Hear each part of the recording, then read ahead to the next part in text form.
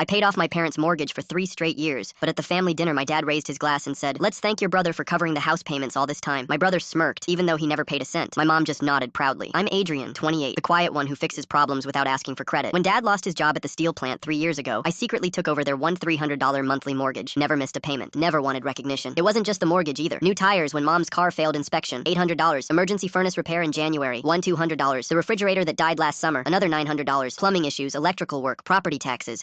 I handled it all silently, thinking that's what family does. But lately, my brother Derek had been acting like he owned the place, making decisions about renovations, telling relatives how he stepped up for the family. I'd overhear him on phone calls. "Yeah, I'm basically supporting them now. It's tough, but someone has to be responsible." The signs were everywhere. Aunt Linda praising Derek at Easter. "Not every son would sacrifice like you do." Uncle Mike nodding approvingly at the 4th of July barbecue. "Your parents raised you right, Derek. Most kids your age are selfish." Each time, Derek would just smile and shrug modestly, like carrying such a financial burden was his noble cross to bear. Meanwhile, I'd sit there wondering if I was losing my mind, or if everyone else was living in some alternate reality. At Dad's 58th birthday dinner, everything clicked into focus. The whole family was there. Aunts, uncles, cousins, about 15 people total. Dad stood up, emotional, voice shaking slightly from the beer and sentiment. "I want to acknowledge someone special tonight. 3 years ago, when I lost my job, I thought we might lose everything. Our home, our stability, everything we'd worked for. But Derek stepped up without being asked. Like a real man. Derek raised his glass higher, accepting praise for my sacrifice with that trademark smirk. The whole family erupted in applause. My cousin Sarah wiped away actual tears. That's true love right there. That's what family means. I sat there completely invisible, watching my brother bask in credit for every penny I'd sacrificed, every late night I'd worked overtime to cover their bills. I didn't make a scene. I just pulled out my phone, went to my banking app, and canceled the automatic payments. Then I did something else. I requested a full refund for erroneous charges from the past 6 months through the bank's fraud protection service. The bank's fraud department called Derek directly since his name was on some of the paperwork as a co-signer. That was Tuesday morning. Wednesday afternoon, Dad called me, voice tight with confusion and anger. "The mortgage payment bounced. The bank says there's some kind of fraud investigation going on. What the hell happened?" "I canceled it," I said calmly, "and reported the payments as unauthorized since Derek's been taking credit for them." "Why would you do something like that?" "Because Sunday night you thanked Derek for 3 years of payments he never made. You praised him in front of 15 family members for my money, my sacrifice. Maybe he can handle the next payment himself since he's so generous." Dead silence. Then, "Adrian, you're being overdramatic. Derek helps in other ways around the house." "Name one," I interrupted. "Name one bill Derek has actually paid, one repair he's funded, one sacrifice he's actually made, instead of just taking credit for mine." More uncomfortable silence. "The bank wants documentation of who authorized the payments," I continued. "I have 3 years of bank statements, receipts, transaction records. Everything traces back to my account. Want to guess what Derek has to show them?" "Son, we can work this out like adults. You had 3 years to work it out, Dad. 3 years to acknowledge what I was doing for this family. Instead, you built a shrine to Derek's generosity with my money while I stayed invisible." I hung up before he could respond. That afternoon, Derek called, voice high with panic. "Dude, the bank thinks I committed mortgage fraud. They want to see proof I actually paid it." "Weird," I said. "It's almost like you never actually paid it." "Come on, man. You know I don't have that kind of money. I'll lose my credit score. This could ruin me." "Sounds like a Derek problem. Please, I'll tell everyone the truth. I'll make it right." Should have thought of that during Dad's toast. The silence was deafening. Sometimes the loudest lesson is the one nobody sees coming.